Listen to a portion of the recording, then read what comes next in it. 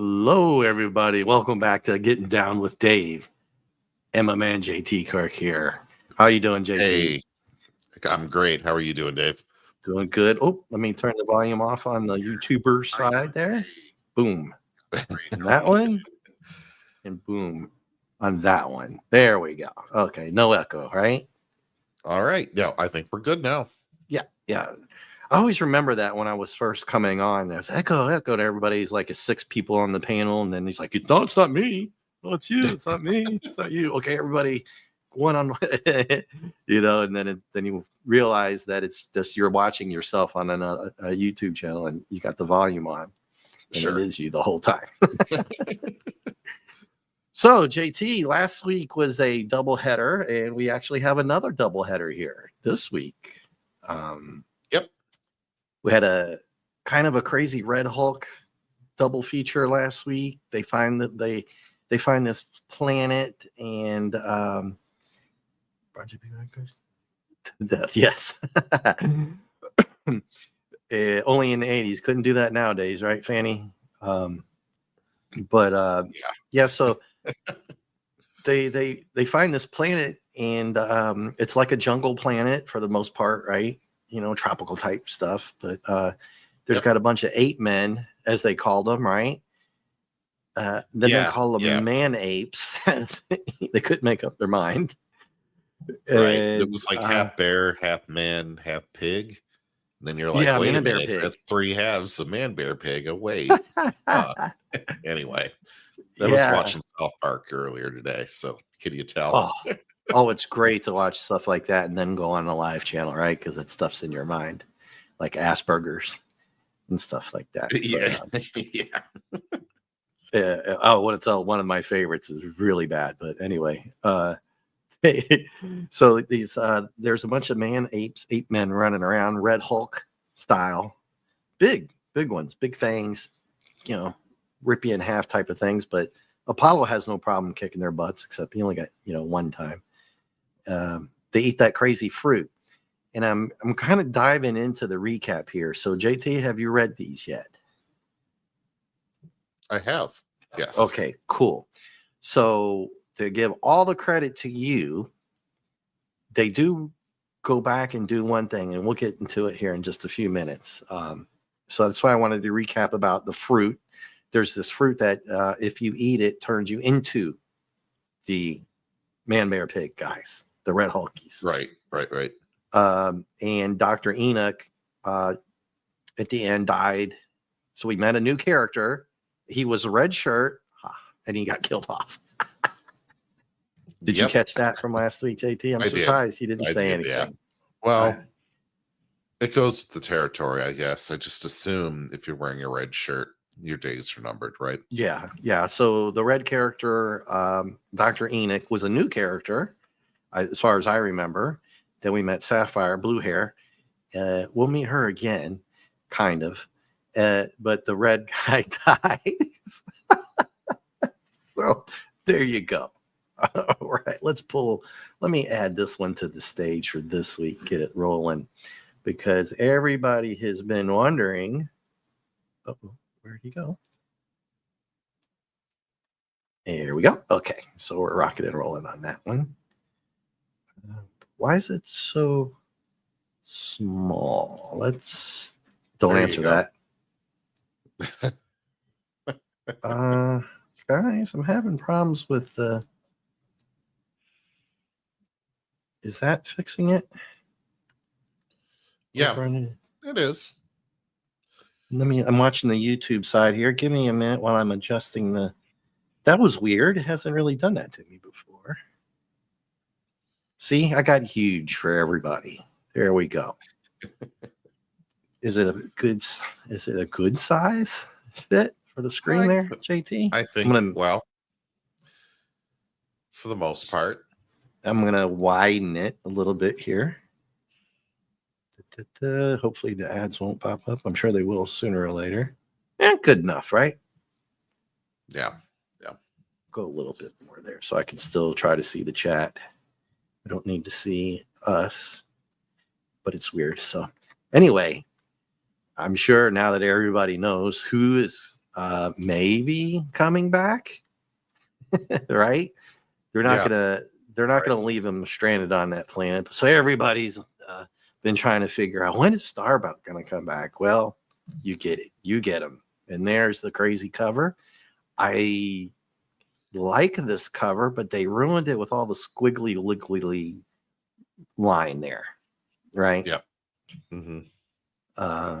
It was a cool little thing with his outline and his cigar, and the star. It was really, really cool. And then all this stuff right here, completely. Not good for that. If you just took that out, it would move up a whole letter grade in my mind. Yeah, for the cover anyway, right? The sense of humor, not that you missed him. I understand what they're saying there. They're kind of, it's like a reverse psychology on humor. Yeah. Not that you missed them. Of course, everybody missed them, right? It wasn't gone that long. What, two issues? Well, this comic could be worth $2,500 to you, Dave. I know, right? I don't know if you saw that, but well, you can't unsee it. It's like an eighth of the whole cover, right at the top. But yeah.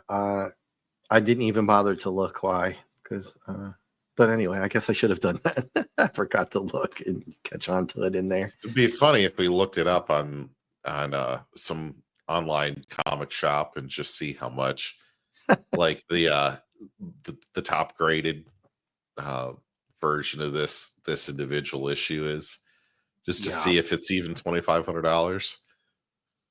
Yeah, just to even see if it's $2,500. I don't think this issue is worth $2,500. No. Spoilers, no. Yeah, and they kicked him off. They did, Phantom. They kicked him off the planet for smoking. Oh man. So we get our one of our favorite characters is coming back, and one of your favorite characters is actually back. Yeah. Dun, dun, dun, dun. Hey everybody, Boxy, who's just fine. I thought you meant the redheaded queen of the scavenger planet. No. But of course, this is a two-parter, so you never know what could happen, right? But you get this other, apparently he's redhead kind of now, Boxy. He's running around like a little kid probably would. That's okay, right? He's playing, and got a nice little family moment here, right? JT, Adama's in bed. I don't know. I guess it's like early in the morning, or what's he taking, an afternoon nap? I guess it's nighttime. I don't know. What do they call that when you're sleeping on duty? I always forgot. Oh gosh, I should know this, right? Or we should know this. Yeah. It's not insubordinate. Oh God, not malingering. No, malingering is faking. Is it? Oh geez. Or they just call it sleeping on duty, I think. Hey buddy Hepburn. Yeah. Oh geez. There is a term for that, and it's going to drive me absolutely nuts. You're going to have to Google it. Well, I say hi to Buddy Hepburn, everybody. Here we go. Boom. All right, cool. So yeah, I missed whether this was daytime, nighttime. Who cares? They're playing around. A good little family moment. Apollo's talking to his dad about finding Earth, and basically there's a gazillion sheets of data he's going through here, with nobody helping him sift through it. I thought that was a little weird. I mean, that's a lot, right, JT? That's a lot of stuff. But I guess he has time if nothing's happening. Who we haven't seen in a while, right? Is our metal tin boxes. So I was thinking they were going to come, something was going to happen here, but they're just kind of talking about trying to find Earth. Pretty simple stuff here, right? He's going through all the this data, but he he's narrowed it down to like 80 some different ways through space that you can go. And he's getting really frustrated about it, and actually says he's kind of hinting about giving up a little bit. I don't know. What did you say about that planet down there last week? But, I mean, we'll see, right? Yeah. He's not going to give up, right? Yeah, I wouldn't think so. We get a little space action here. Not much. They're out on patrol, and we do get another character here. Lieutenant Inkui Siduri, or I say Siduri. Siduri. I don't know if that's right, but that's what I've been going with. Yeah, and I don't know, guy, girl, or whatever. It's Captain Siduri, and we get a Lieutenant Inkudu. Inkadu. So we get two characters here, a Lieutenant Inkadu and a Captain Siduri, who's a fighter pilot. All right. That fighter looks pretty good right there. That's I like that. Yep. When they do good jobs with those, I always appreciate that. They're just out on patrol. No telling what they're going to find. Yeah. So it's business as usual, right? Now that all the stuff with the Dr. Enoch running amok on the Battlestar Galactica, waylaying a few people along the way, right? And then going back to the planet, and Apollo kicks his butt for the most part. But any bondage to the three ladies? Don't forget that, right, everybody? I love how they found a way to process this fruit, and it's pretty awful, but when you're hungry, you find it edible. Yeah. So they're getting really desperate here, and they do exactly what you brought up, except they don't do everything that you mentioned, because they talk about the food. But if you remember, you brought up something else that was very important, because the ape men aren't really apes, though, are they? Right? Because we know that it turns them into apes. Exactly. They don't even bother talking about all the other people that they know are actually people. They just give up on them. They don't even talk about it. I found that a little disheartening. Let them just put them in like some kind of decon. Send them to just, I don't know, some kind of AA meeting or something for fruit, and let them turn back into people. Come on. Yeah. I mean, and there you go. You got some more fighter pilots, right? Right. They could have tied in Starbucks coming back in with Adama, maybe getting into it with the council about staying on the planet, because I think it's either this issue or in one of the other ones they talked about that, just finding something and trying it, but they don't want to be caught out in the middle of nowhere because of the tin boxes are still around, right? So yeah, JT, they process this food, and while the Surya, whatever her name is, I don't get these names right. Right. Captain Siduri, Captain all of a sudden, man, they sure like to promote. They've got a captain for everything. Like, I'm a captain, you're a cap. Well, I mean, I am a captain, but Dave, you could be a captain too. You might as well be. I mean, Starbuck was still a lieutenant, though, right? Well, Apollo obviously is a captain. Well, but he's poor Boomer is only a sergeant. He probably isn't. He's probably never going to make captain, just because he keeps getting too many Article 15s and extra duty and all this other stuff. So that makes sense. But he says they haven't found high fructose corn syrup yet. Yeah, exactly. Make it taste good.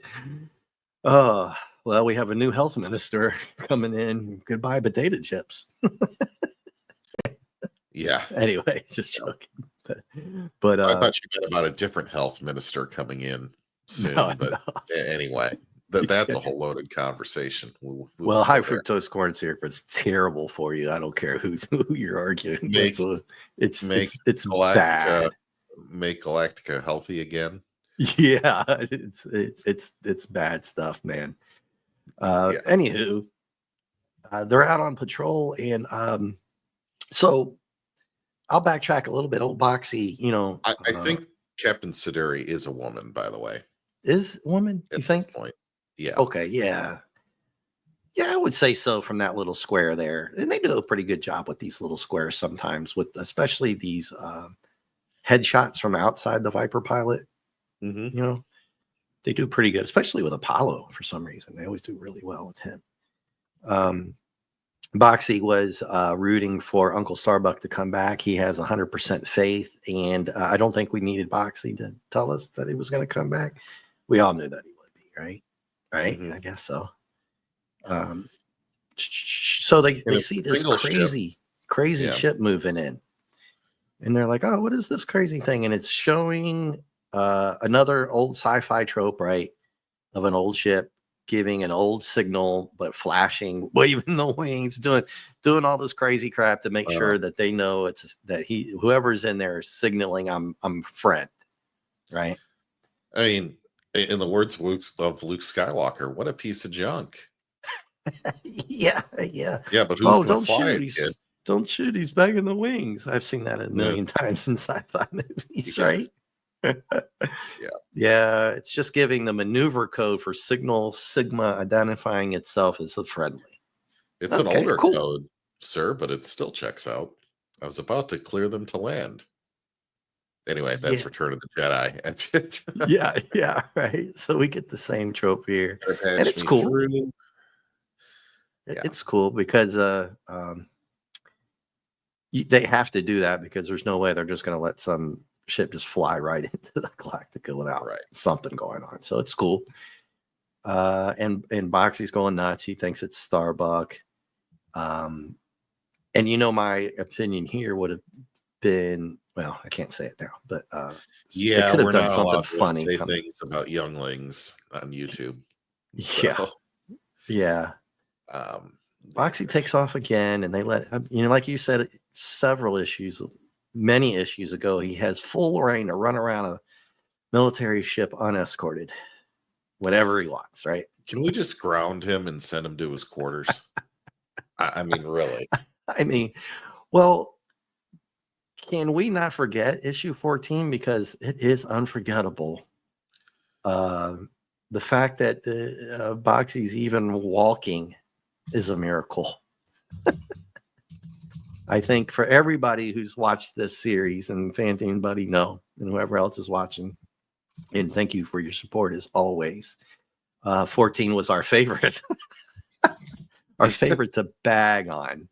Boxy, in case you did miss it, everybody, Boxy should not even be there. He's in that point in radiation sickness where it looks like you're getting better right before all your skin falls off, right? Right.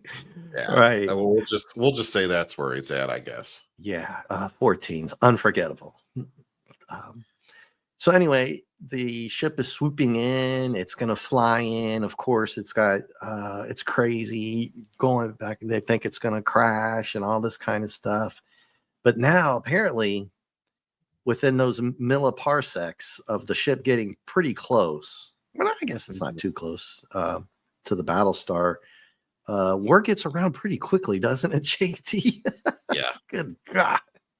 Yeah. It's like everybody knows within 2 seconds that, it's got to be Starbuck. Boomer's going. I think Commander Adama must have just left his intercom on his command chair, so everybody heard that whole conversation on the bridge on the whole ship. Maybe that. Yes, buddy. Starbuck absolutely does bring the hot ladies, and you guys are so bright that it's something I was going to touch on later in a few pages. So he brings the hot ladies, doesn't he, JT? Yeah. I wanted to show this little picture of the landing bay here. It's pretty good. I think it's good, comparatively speaking, to what we've gotten. Small, Yeah, little. The opening but itself is a little small. Yeah, the But red other than area that, could be bigger, wider. Oh god, here we go. Wider and well, never okay. mind. I wasn't gonna go that Well, in I'm depth just into assuming the chat it's gonna pick up on it. yeah. But Yeah. it's not a bad shot of the landing area that we hardly ever get, or when we do, it's just not very good, right? Right. And I like it that you can kind of see that the Galactica is a huge, huge, huge ship. They never really touch on it except that one splash page that took about what 13, 12, 13, 14 issues, whatever, which one that was. Yeah.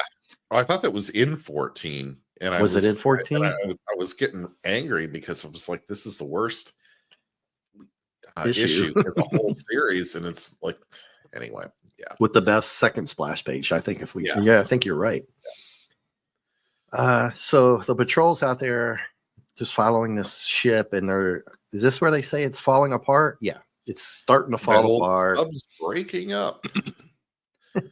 And put together. Like, we don't know who's in there yet, right? Right. The drama. For all they know, it's a missile of some sort from the Cylons. I mean, yeah. They're just gonna let it land. Let's mess around. They did scan it. They did scan it, and they said there was one person on there. That's what got everybody going, right? So the one we always, and where I most definitely complain about, they don't scan stuff, or they conveniently leave it out sometimes when they shouldn't. They did scan it and see one person on there. So back on the bridge, of course, Athena's on duty, right? And Ty tells her, "No, you can go, because it's got to be him, right?" So she takes off.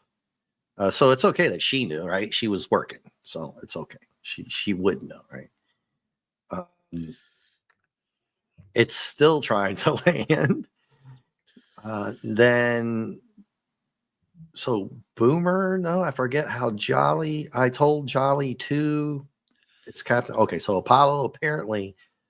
JT, this is some of the things you've brought up about how no matter what's going on, they're always there somewhere, right? Somebody's already standing there. Convenient. Oh, yeah. So, and I just said how big the ship is, right? Right.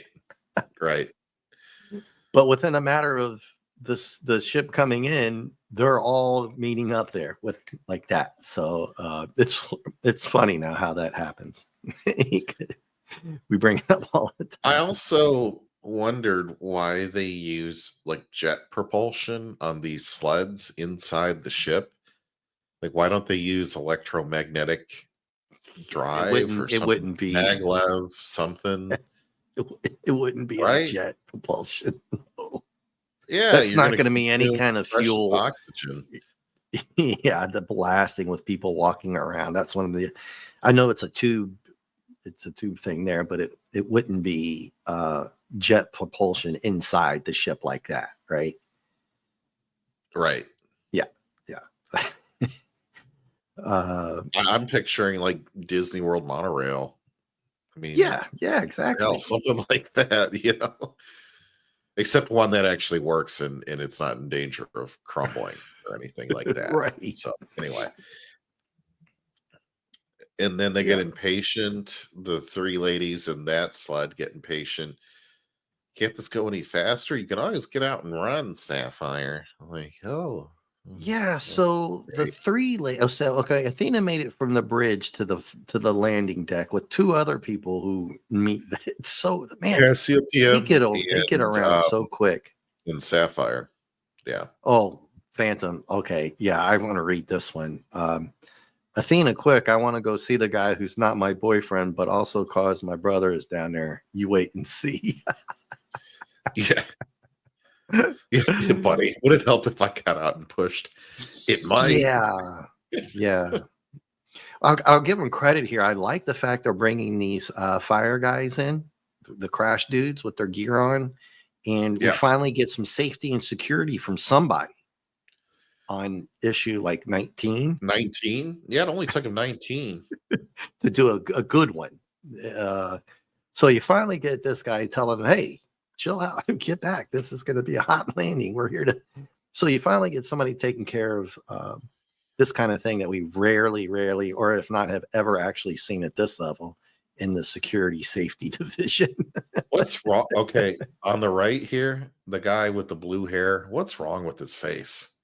That's Jolly, man. They've only done him well a couple times. What the hell is wrong with his face? I'll wait till you see the cover for 20 if you want to talk about faces.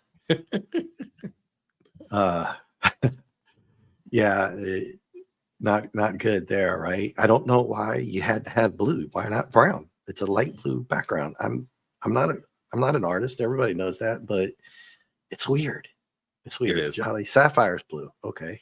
Jolly doesn't have blue hair. He recently started reading about diversity, equity, and inclusion. So yeah. Well, you got Sapphire. There you go.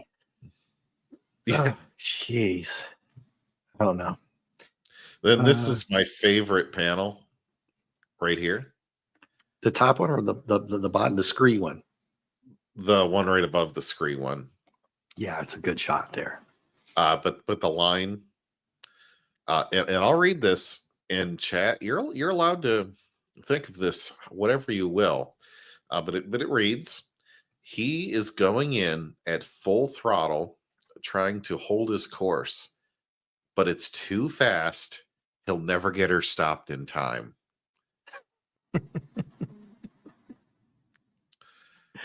Yeah. Okay. Yeah. Sorry, Dave. I read that and I was like, oh, really? Yeah, like it's never gonna make it now, right? Well, I'm just saying the imagery, the dialogue, I don't see how they're not making a joke at that point. Yeah, are they being facetious here for us, the readers? This is like a Toxic Tuesday panel. It's hilarious to me. The shot is actually it confuses you at first, right? You thought it might be a side shot, but that's actually the top down. It's an above down shot. Yeah. That's the top of a Viper flying above the Galactica, and now you can see the back end of it. This is actually the top of the Galactica. So I like the thoughts. I thought the ingenuity, or what's the word for this? I can't think of it. It's a good thought process to have that shot. I like it when they do that. They do that every now and then. It's good. It's also damn suggestive. Yeah, he's never gonna stop her. Yeah. And then we have entry. Scree. I like this shot, buddy. Man. Buddy, that is the worst. Or no, it was Phantom Outsider said it. That's some crappy landing gear. That doesn't even begin to say what I thought of that. I thought it was. I just laughed. There is a backstory, everybody. Okay, but it does. He's ground looping her, trying to slow down. Whoever wrote this is like picturing that they're landing on a World War II aircraft carrier. Yeah, well, it's funny that you mentioned that because we've mentioned that before, right? We've talked about how I don't know who wrote this compared to the other ones. I can't remember that well, but we've talked a few times on how every now and then it's absolutely what they were thinking of, right? Mm-hmm. Now, this would have been 1980s. So, I mean, if 1960, 1941, that's 40 years. You could have been 18, gone in the military, and still only be around 68, right?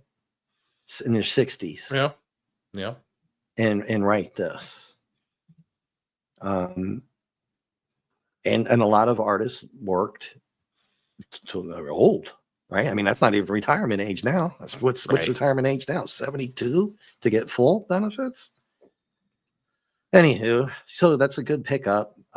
We've mentioned it a few times that they absolutely are doing this because he it's should war try spinning. That's a good trick. What's that? He should try spinning. That's a good trick. Yeah, that's an episode 1 reference anyway. Yeah. Then this ground comic looping. This comic quotes a Danzig song 8 years before it was written. Oh, mother. Tell your children not to come my way. Yeah.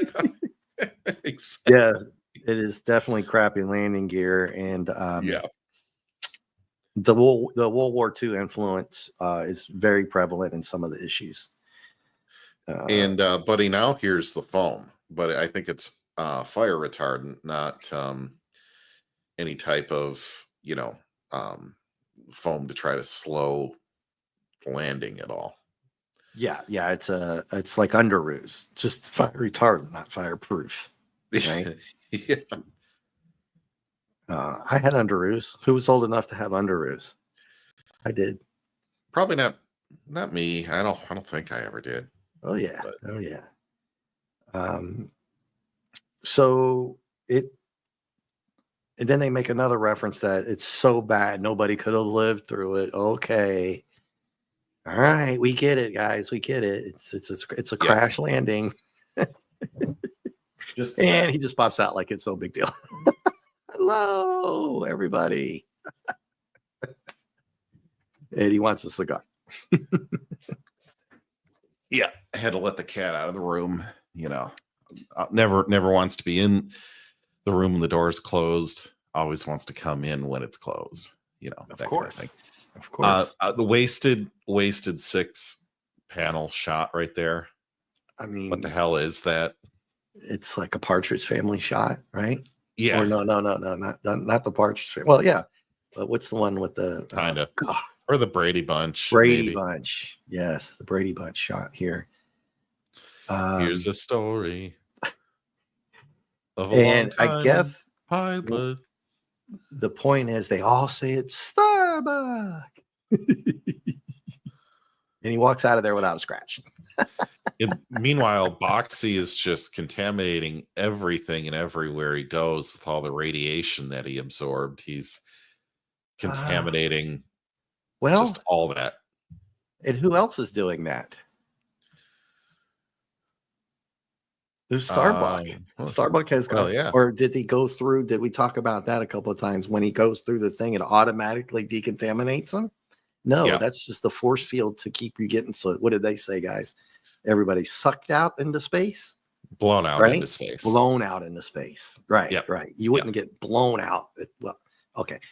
I guess. Right. You guys had talked about that before as well. That's Lieutenant Commander Data thing. Oh, okay. Anyway. Yeah. So you got too many Trekkies around here that they'll always correct you on that. Don't worry. I love it. It's good. Radiation boys running around. He didn't go through any type of decontamination. No decon. He's probably got like space beer bug that he's going to give up to everybody.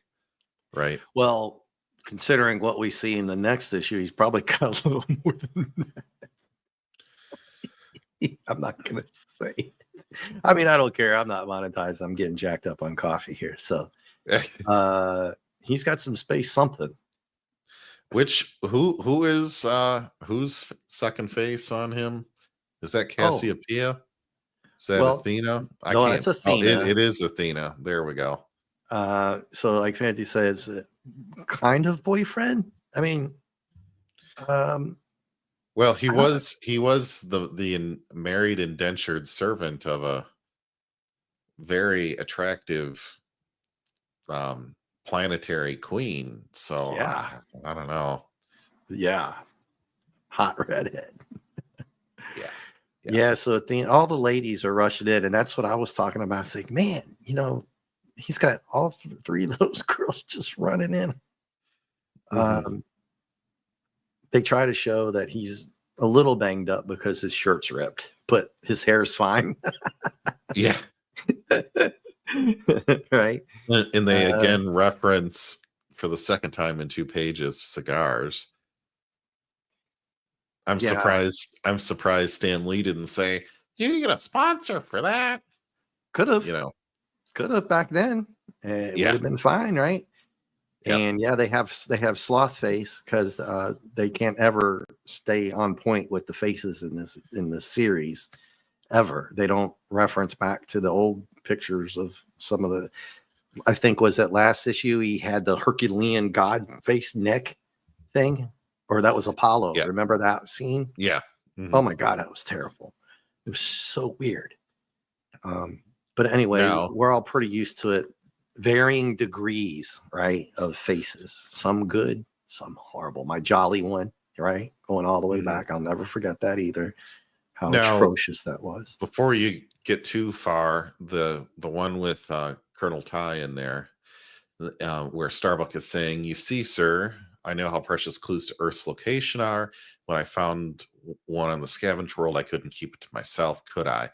That got me excited because I'm like, yes, we're finally moving the plot forward. And we gave a good reason for Starbuck to come back. At the same time, we're doing both. Yeah, you got to figure out what's the premise going to be to get him back, right? That one caught me off guard. I thought it was excellent, right? Yeah, obviously you liked it. It's fantastic because when they think ahead and they plot along with different kind of things together, they do a good job, right?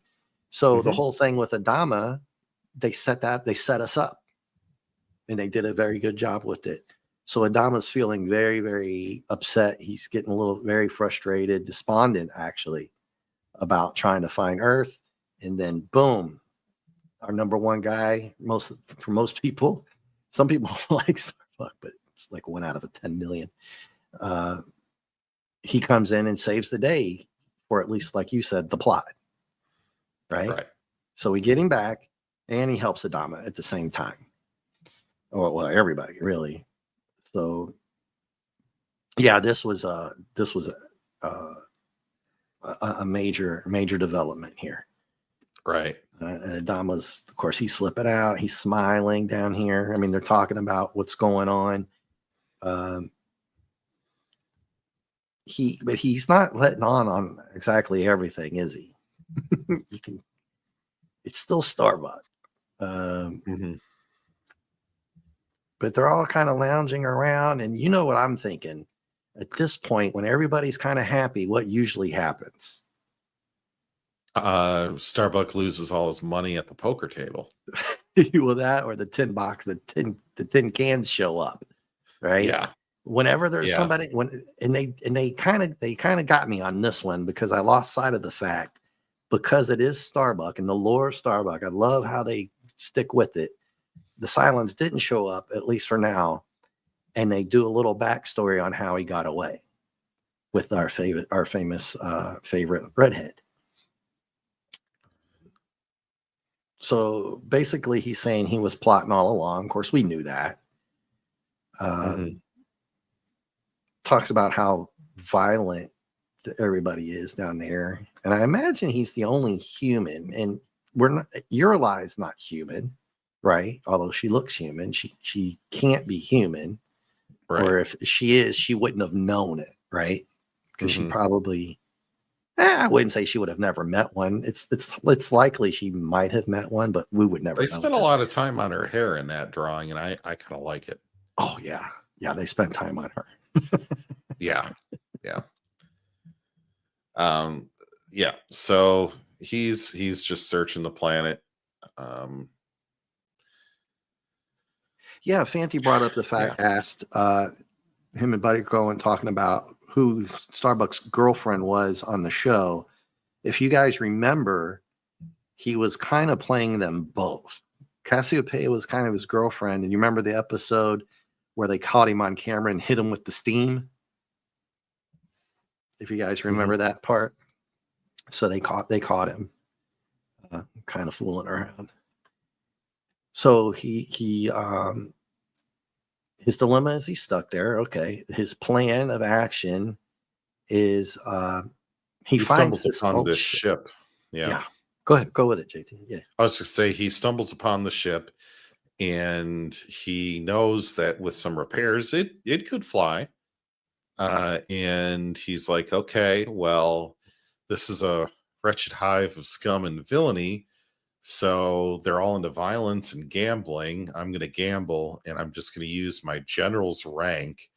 Somehow he can like tokenize the rank that he has, and I guess it's transferable to others. I don't really get that part, but he's like, I'm going to gamble away my rank.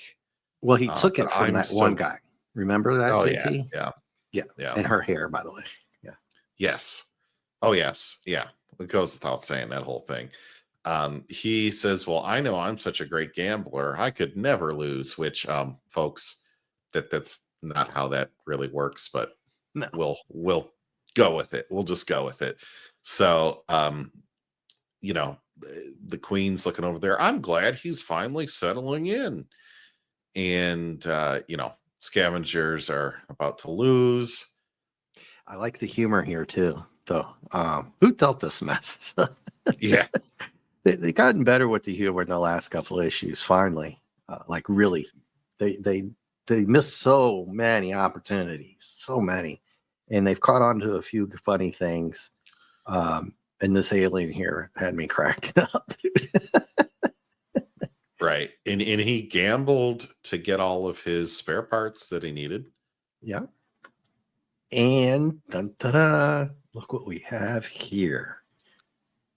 A green alien girl. The Orion woman, yes. And going back to what I referenced a little while ago, he's smoking, of course. Of course, yeah. He probably always has a couple on him, right? Well, but I'm saying in this shot, while he's telling his tale, he of course had to light up for that one. Yeah, and he goes, I pleaded my case personally to as many of the residents there as would listen to me. And look at his little face with his finger pointing up. And he's pleading his case all right. So he socialated his way into popularity. I wouldn't have. Okay, so militarily speaking, Starbuck, yeah, he would. I guess he would do these kind of things, but I don't think he would be telling them what his plan is. I don't think he would be telling anybody what his plan is, right? Starbuck's not dumb when it comes to stuff like that. We all know that, right? When it comes to business, he's all business. He's professional, no matter what. So when it comes to him getting this plan together and all that, even though he's doing all this socializing, he's referring to the fact that he's trying to win friends over by telling them he's going to leave. And he's cheating on his girlfriend. It sounds like a little bit more than that. Now, I'm just be willing to bet that healthcare and regular screenings are probably not the first priority on this planet. No, he's probably got it burning in a whole other bunch of stuff you can't say on YouTube. Dude.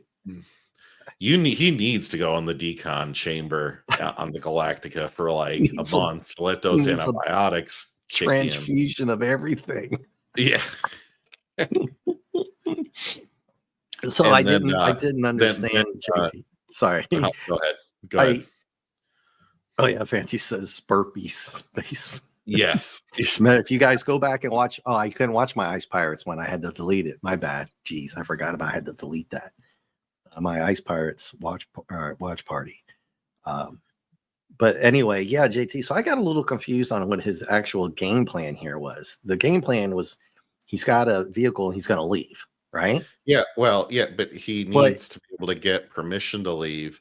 And his plan is to get the residents there to petition the queen, basically, to, get popular opinion on his side to pressure her to allow him to leave. Okay. So he's played the angle of getting them all on his side. Whether he thought that was a smart move, he should have realized that these creatures are would you say, hive of scum and villainy, right? Yeah, yeah. They're the worst of the worst. They don't care about any of that kind of crap. And They're loyal to the queen. They're not. He might be a general, but they rat on him. The ladies will do what he wants them to, but the men want him gone. Yeah. Well, they rat on him and go straight to the queen and say, "Hey, your boy's going around." You know what I mean? She's getting her drink on. Oh, that's a fiery shot of her right there, isn't it not? Yeah. That's a hot picture, dude. I don't care what anybody has to say. Yeah. I like this one here. This is one of the top ones. Not because this is a redhead, but it gives a good. I think that one with Apollo had that face, and then one with Boomer. And every now and then they come up with just an excellent picture. And then, a couple pages ago, just absolutely terrible, right? Yeah. It's the little subtleties that I like when it's good. Like her eye, her one eye. Because I think the eye patch is, it's hot, but you can tell she's pissed, right? Yeah. Oh, yeah. That little subtle drawing right there on the eye. And then he's what? And you're like, oh boy. So they do a really good job of getting you into this comic, to this issue. And then the departure. So she throws her goblet of wine, and it goes everywhere.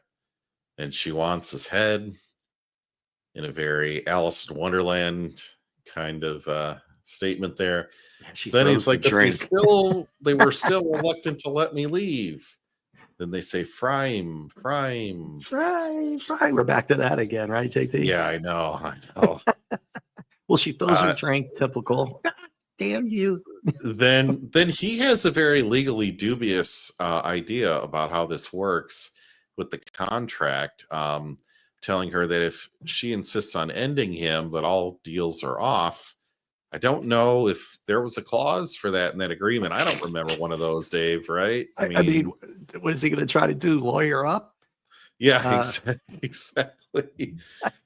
And I was laughing this whole time because I was just like, this is just funny. Then he says a little bit lower, they even gave me a 21 gun salute. That was funny. Yes, the humor is really done well in this issue. You get a lot of good Batman action. For cow, bling, blah, blah. But he was smart enough to have the ship ready to go, which he says later, but that's okay. It's obvious. We already know that, right, JT? Yeah. Now, they're always a little bit, Sorry. The scary part is they're shooting hand blasters at the ship, and we all know that if they would have blasters can just blow, massive holes in the side of a Battlestar. So if you had one of the colonial blasters, you'd have took it down with one shot. Remember? Oh yeah, because the old boy was riding on the flying Viper and shot another flying Viper. Let's not forget about that one, everybody. Oh yeah, that one too. Oh God, I was so angry until we saw the boxy one, which was worse, which tops that. So. But we call that the Silver Surfer Viper episode, right? Right. Issue. Jeez, that was so bad. And at this point in that boxy is how I said goodbye to the land of Scavenge World. She's very unhappy to see him go, but I guess that's the end of it. Yeah. So what would have been really funny if Boxy started asking about the Green Ladies or something, right? Because he was in there. He's in there telling that story with Boxy sitting right next to him. What's romance? What'd you do with the Green Lady? Yeah. What do you mean, Uncle? Start about. And at first he was smoking cigarettes. Then on the left side he's smoking a cigar, and on the right side he's smoking some of the devil's lettuce. It looks like. Yeah, the cigars are a little weird sometimes. Yeah, he looks like he's maybe shouldn't be smoking that around the kids. Just say that. Yeah, they could care less on this show with Boxy. I mean, he's a radiation boy now anyway. Little cigar smoke's not going to mess with him, right? Right. I mean, it won't even make his eyes water. Right. But I like, again, he tells them because the alien craft, it was built by humans, so he chose that one. Probably didn't have much of a choice because it was just sitting there, and he could fix it up without anybody caring. Because it was used in the original migration of the lords of Cobalt to Earth, and it may contain the very clues. So even though it still had those little rubber wheels from World War II, it still was a space vehicle, right? And it probably has a little black box in there or something. Question for you, Dave. Who is saying, "Oh, Lieutenant, could I talk to you for a moment?" That looks like a woman. It's actually Apollo. So why is it in a sing-song voice? He's being very facetious to him. Like, "Oh, okay. Well, Starbuck, could I talk to you for a moment? Come here." And this is where you're like, what's up? Because he says, "Sure thing, Captain." Right? So it's got to be him. They're like, "Well, are you sure what you said was all completely right? Because we got a squadron of fighters on the way." Yeah, dude. Yeah. So what a way to end that. Just, it's a cliffhanger, but it's funny at the same time.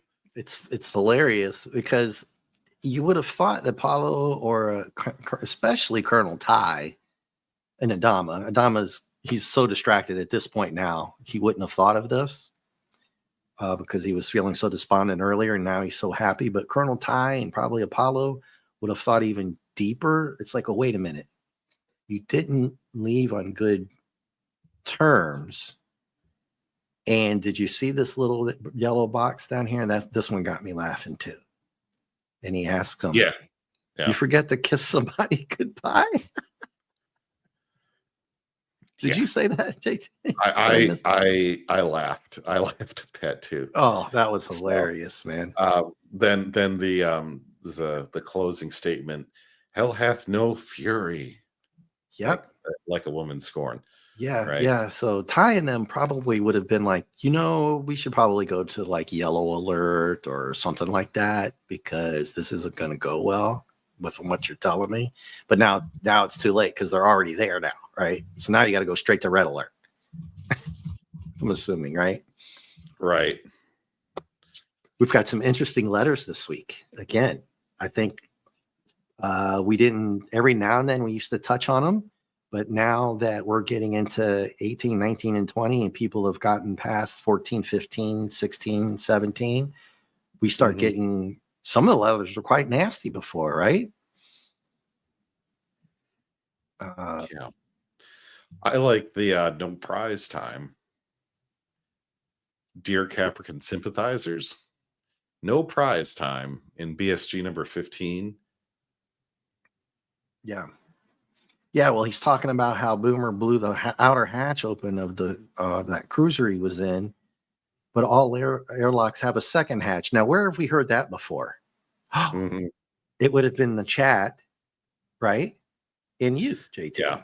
You guys got all the chat, and you brought that up when our famous best issue of all time, number 14.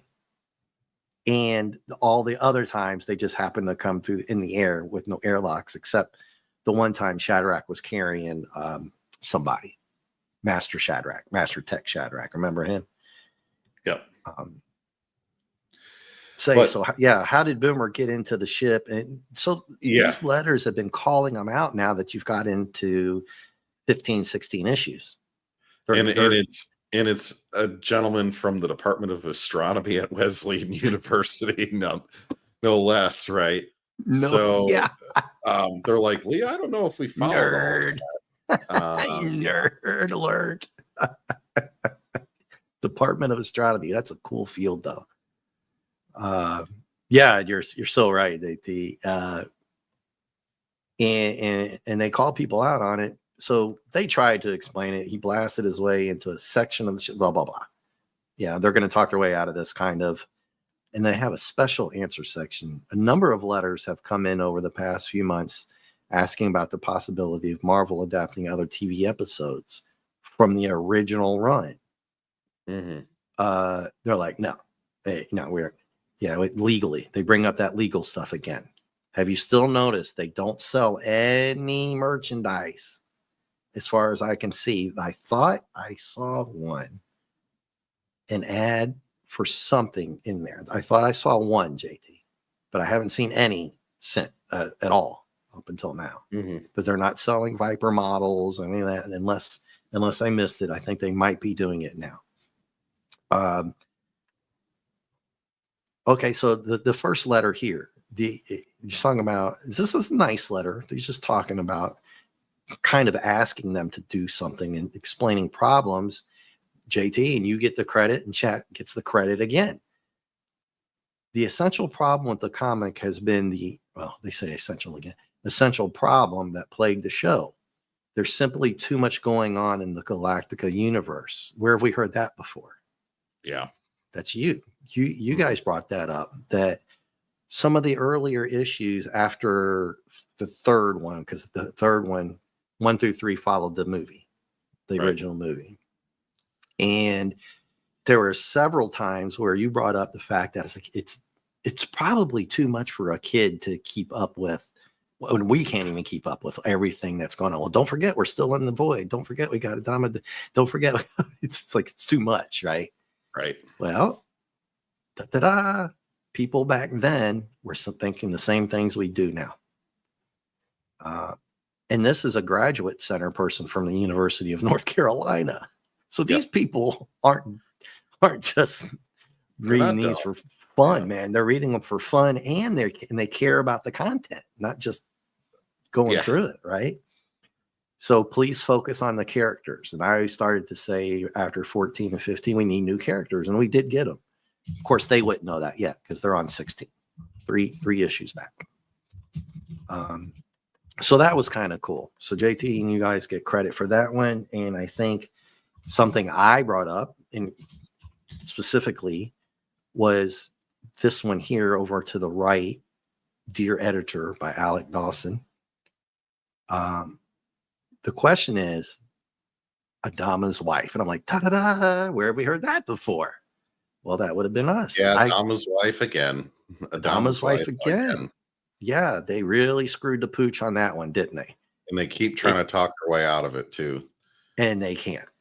They can't. No. They screwed up. And like you said last week, well, just say, hey, yeah, we felt like Adama's wife, Illy, was not in the burned out wreckage of their home. This assumption was based mainly on the original TV movie, which would have been correct. But the guy specifically, remember what I said, don't complain unless you have something specific to say. Alec specifically says she was here. He calls him out on it. So I like that.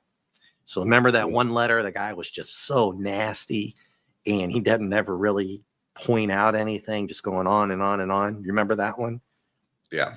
Probably several weeks ago. We're like, hey, dude, even for us, you got to chill because you're not pointing out anything. You know what I mean? You're just being an a-hole. He's getting more and more letters. Yeah. And I think it's awesome that people in the chat and us are talking about the same things they were doing 40 years ago. And that we all know now we're not hard on these comics. We're not at all now, at all. Right. In fact, we could have been harder. I mean, not 14, but the Silver Surfer one and the Adama Nightwing, Spider-Man episode. But anyway. Yeah. All right. There you go. Shall we move on to issue number 20? Yeah, we went through that one pretty quick.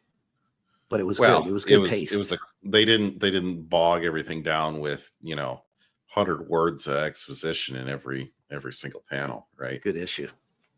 Good issue. I liked it. In fact, I'm going to write a note real quick,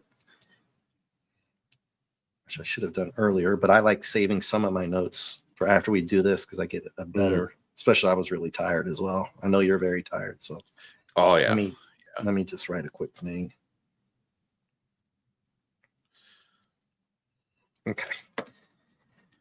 All right. Take a breath. Go do a shot of coffee there. Are you good, JT? I'm good. Let's do it. All right. Let's roll.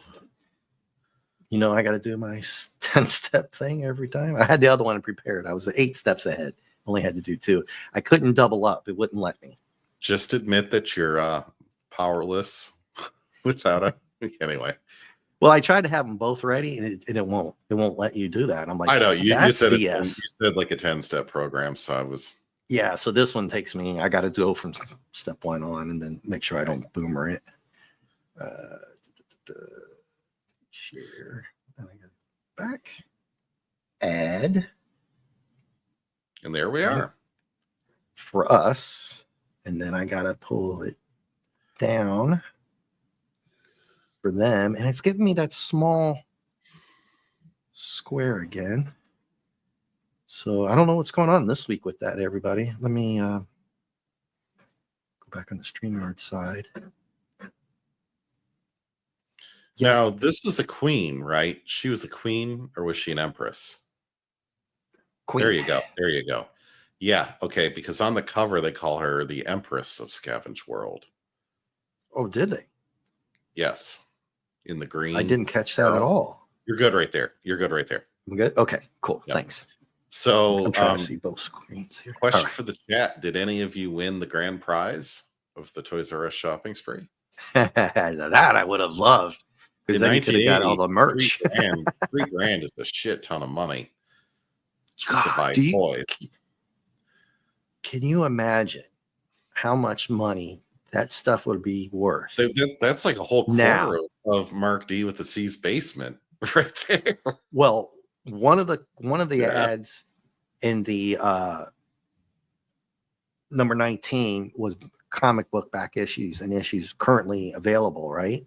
Guess what the Kirby and Stan Lee's Black Panther number 1 was worth back then, 1980, at the end of 1980. Oh, I have no idea. $1. It was already up to $1. But you get one now. I mean, so it's not thousands and thousands, but if it's graded a high thing, it could be. Right. It is. $3,000 in 1980 is worth just shy of $12,000 today. Yeah, but how much would the merch be if you still had it in great condition? The comics. I'm just saying, if you want a shopping spree, oh my God, today, $12,000 is a lot of toys. The Star Wars and Star Trek stuff you could have got for $3,000 back then. I know. And then it's worth quadruple. Oh my God! So 12,000 times 4. Because of the value that it would be worth now if it was in good shape, right? Any of the original any of the original cast members of the small, anyway, I'll lose my mind because I had those. I had all that stuff when I was a kid. I played I played them till they broke apart. Threw them away. I mean, I played them till the heads fell off. Right. Anyway, let's keep moving on here. In the vacuum of space, they must duel to the death.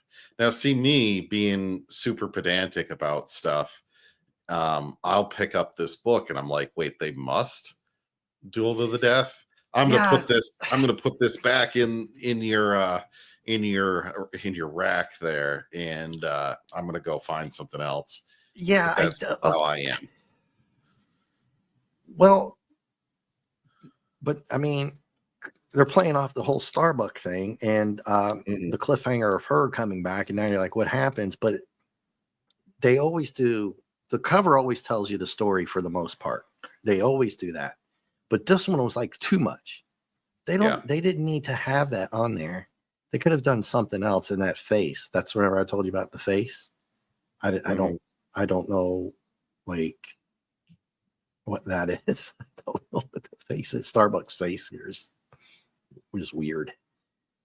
But anyway, I don't know about this, but the splash page was okay. I like her. See, I thought the splash page would have made a better cover. Yes, absolutely. Because I like this imagery of her over everybody like that. And they should have had like that. Her ships coming after the Galactica, bearing down on the Galactica. Yep. That would have been cool as hell to have that with her face, and then below it have that space scene. But anyway. Phantom said that. Did I miss Buddy? Buddy said something. I missed. I'll try to get to it, No, buddy, if I missed it. Phantom Outsider said that it wasn't a $3,000 prize. It was a shopping spree at Toys R Us, and he did pretty well. Although he didn't make the choices Phantom Outsider would have made. And then there was pictures in a future comic about it. Oh wow, cool, very nice, very nice. And it was a timed type thing. Oh, that's. I mean, so who knows? A time up to $3,000 limit. It could have been an hour. Who knows, right? Yeah, and of course he wouldn't have known what that stuff's worth. 10 minutes. Now, yeah, he's only going to grab stuff. You know, or a girl, what I would have done, what they want. If it would have been me, I would have just gone to the checkout and gotten all the gift cards and just $3,000 worth of gift cards. Just taking all like the Fortnite V-Bucks gift cards, just pushed all those into my cart, Well, if you knew what you knew now, you go get the one thing you want the most and get 2 of those, right? Get 2 of whatever you want the most, play with one and keep one. Oh, well, nowadays it would be people would just be filling up their cart with like video game consoles or God. Or Legos. I mean, those things are damn expensive. Yep. Some of them are worth a lot. A lot. Yeah. So I love the splash page. Look how they did the credits for the people. Classic comic book stuff. They put it on a piece of art instead of just slapping it in there. The shadow of the red-haired siren lies heavily across the fleet of spaceships. Yeah, I like that. Yeah. So they're getting this ship ready to go out again, which was kind of weird, right? Is it the same ship? You can't really tell. It can't be the same ship. That one he flew in on was trashed, right? Right. It is a different ship.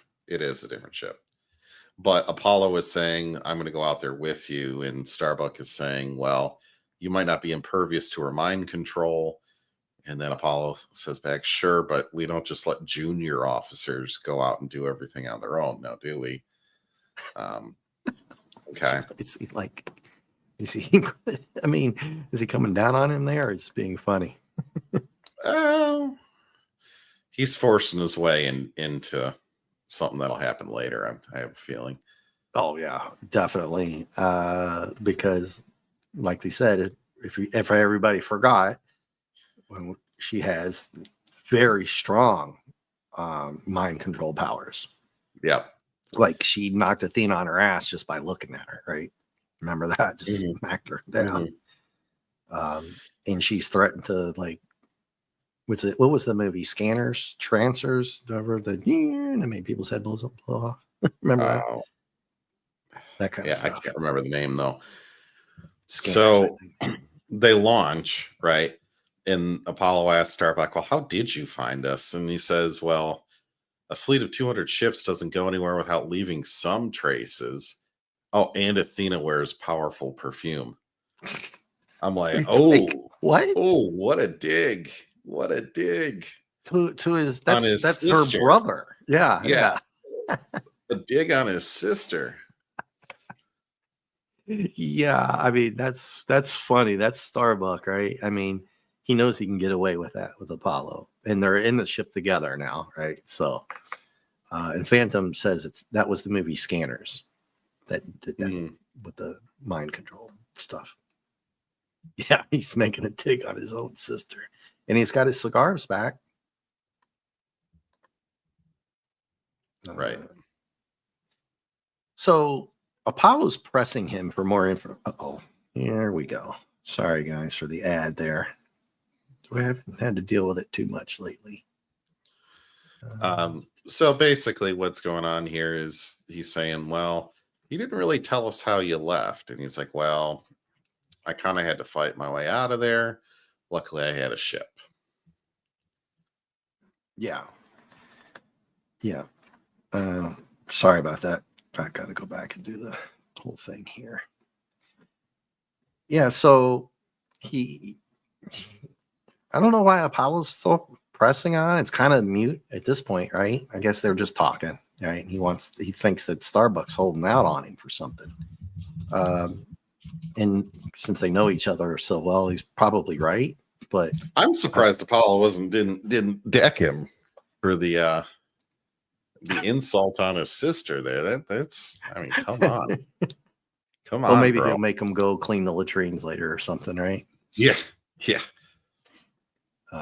I guess they're in a Navy ship, so it's the head. Yeah, you're right. It's the Navy ship. Yeah. But anyway. He said they were lousy shots and he got away. Basically, he had to fight his way out of there, like you mentioned it. This was a pretty cool conversation, I guess, with Adama, and this is Shadrach, the head chief technician, who's probably, besides the Viper pilots, the most important person, right? Besides the doctor. I mean, they're all very important, but this guy here, he's kind of a badass too from that one issue. When he fought that alien being, remember that? Yeah. So Adama's even talking about the story, and he wants Shadrach to pick apart go through the pieces of that old plane. Right, because they think it was the scout ship of the original 13 colonies. Yeah. So they're looking for some kind of black box, basically computer stuff, something. You would have almost thought that Starbuck was talking about had a manual how to get there, right? The way he was talking about it. But basically, they're going to have to pick through it and see what they can find. They don't know yet, so they're still hooking you on the info from the ship that Starbuck brought in. You don't get any answers there. And Phantom wants to know how did Starbuck get that Athena scent? Well, she's always lovey-dovey with him. Yeah. Let's see. There was something here I wanted to say.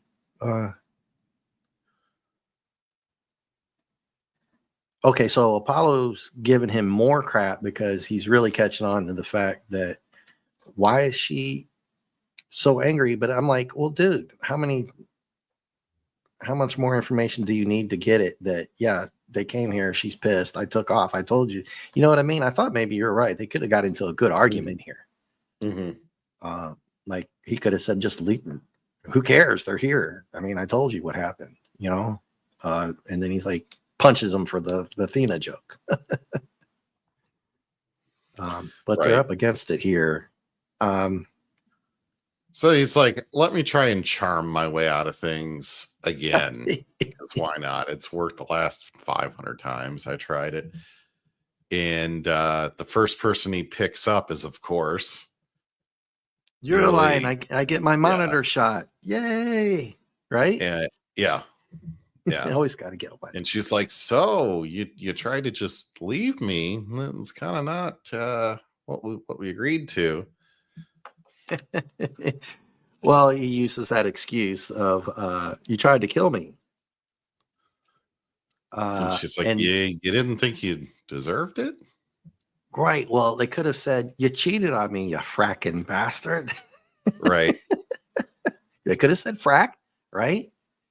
Or you're so full of Felgergarb, you something, and make up some kind of alien dung head. You know what I mean? And then she tries to pull a fast one on them, saying you should have come alone. And she immediately attacks Apollo psychically, if I said that correctly. And she wants Apollo to kill him. Wow. Straight up. She's going right for the jugular, man. She's not wasting any time, is she? Right. She's very wrathful here. Oh, she's not even in the ship. I mean, she's in her own ship and she's already trying to kill him. Right. And then, they're all like, well, I'm going to take my kid gloves off and really give you a good dog fight. And she's like, but you don't know which one I'm in. So we're going to get you before you get us, or before you get me. Yeah, I would have thought that Ty and Adama might have launched a couple of squadrons, but I guess they didn't because Apollo and them are just on a shuttle. But maybe a kind of a show of force. I don't know. I mean, I guess that they're would in have the been an ship executive to draw this patrol away from the fleet. Gotcha. Okay, that's the main plan. He's basically bait to draw them all away. Got it. Okay, that makes sense. That makes sense. Let's see here. A little good art, fairly good art. Bright red hair. Yeah, the colors are good here. No complaints. Yeah. No complaints about this one. Even Starbuck looks fairly good here. The color scheme is good here. Although, every issue has, like we say, from bad to great to everything in between. This is excellent, really. It's got good spacing, good swooping. It's good. And then Starbucks talking trash to her about how good he is, right? Yeah. And she's like, yeah, but you're still outnumbered 20-1. And I don't know what this ship is. It's not a shuttle, dude, right? It's shuttle. He says it's he calls it a shuttle scout. Yeah, I just think it's the next best fighter. So it's not a shuttlecraft as we would know it. No, right? It's Star Trek. It's a little scout ship thing. It's a fighter. It's a fighter. They had just invented it for this, so they could get two of them on. So they get two of them in a ship because they couldn't do it with a Viper. But if I remember correctly, there are double-seated Vipers, are they not? But I get what you're saying. Not in the comic book, I don't believe. Not in the comic books because we haven't seen it. But I believe in the show there's a double-seated one because didn't Apollo took Commander Adama to Caprica in one, if I remember correctly. Yeah. Anywho, you're right. They made it up just for the show. Yeah. I mean, for the shoot. I got no problems with that. But they're still talking trash to each other. So enough trash talking. And we get another monitor shot. I like that. But then they actually start being diplomatic, which is good, right? So Starbuck realizes this is going to go nowhere. And he actually starts being a little bit of a politician here. And he's like, how about a truce? I love what she says. How good is your word this time, General? Yeah, she calls him out on that immediately. So I'm loving the back and forth with this right here. It's good. It's good writing for the most part, right? And he's like, well, it's just as good as last time, lady. I'm like, he called her lady?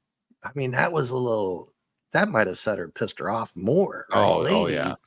Oh, yeah. I don't think she would have liked that. That wasn't too diplomatic. So he starts off being diplomatic and then he just kind of was being an a-hole there, right?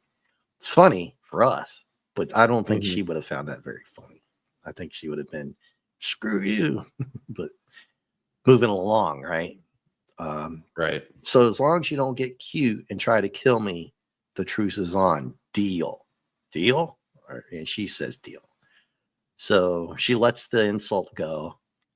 And then we get a little boomer. I like this. A little boomer jolly time. What do you think about this? Yeah. I don't know. It took me out of the action a little too hard. Like the cut was just too severe. My chat on Mine did the same thing. Mine did the same thing. Disconnected, reconnected. Okay, everybody. I'm sorry. I got nothing. It says you might have to refresh everybody. I'm going to refresh my YouTube side. I'm not going to do. I did that before. Accidentally refresh this and cut the whole stream off. Luckily, it was just like some. Okay, it should be good to go, everyone. Yep, everyone's back. Okay. All right. We get a little boomer and Jolly. There's a reason why Jolly's dressed up like this.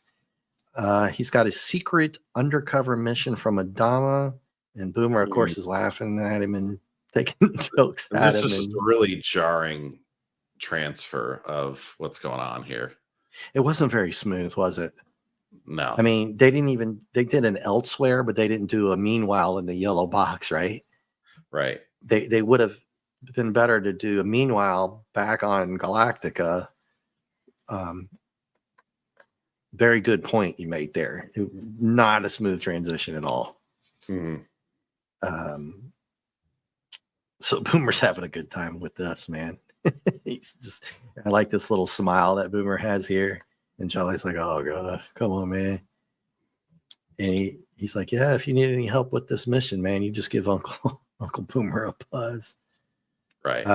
They're talking about he's going to go do, and I think this is interesting because this is a setup, obviously, for future stuff, right?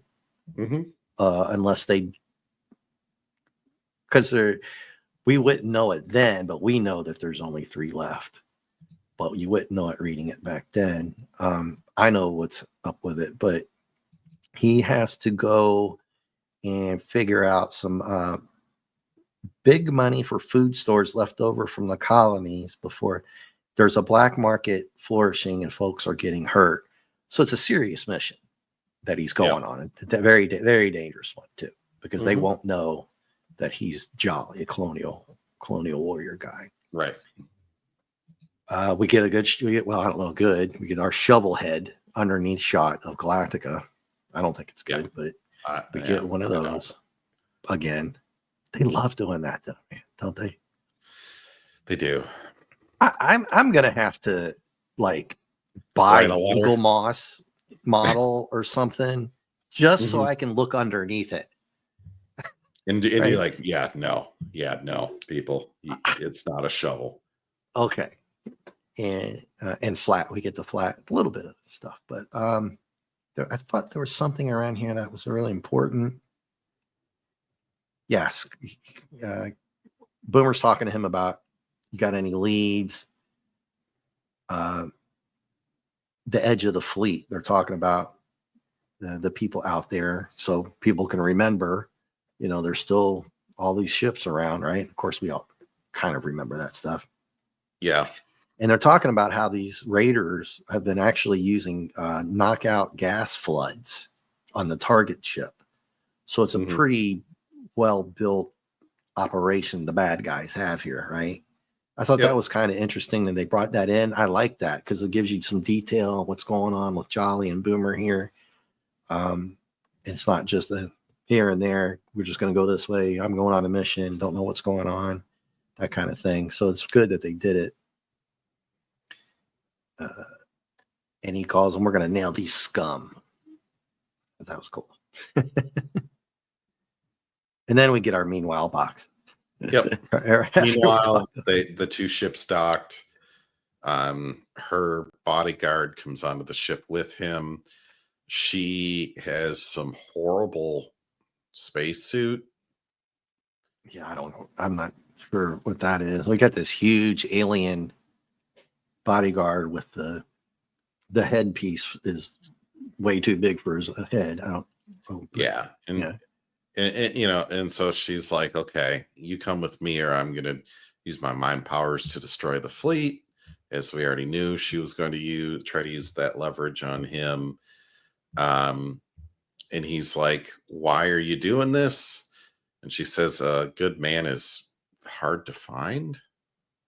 Yeah. So referencing the human, and we might have missed it. I think you touched base on it. Apollo was tied to the chair for everybody who might have missed it. Right. And Fanti said he was with her for weeks, and we know they weren't likely playing tiddlywinks. Right. She doesn't want him dead. She's not going to kill him. She's taking him back no matter what. And if she has to kill everybody else to do it, she probably would. But she did tell Apollo to kill him. But you would have thought they could have played that plot line that she stops Apollo at the last second, right? Right. Yeah. Anyway, I mean, one way or the other. But that would have been some good action. We could have got a good fight with Starbuck and Apollo. I think everybody would have liked to have seen that. Because, Apollo can beat up 450-pound 8 men without any problems, right? Only getting hit once. Right.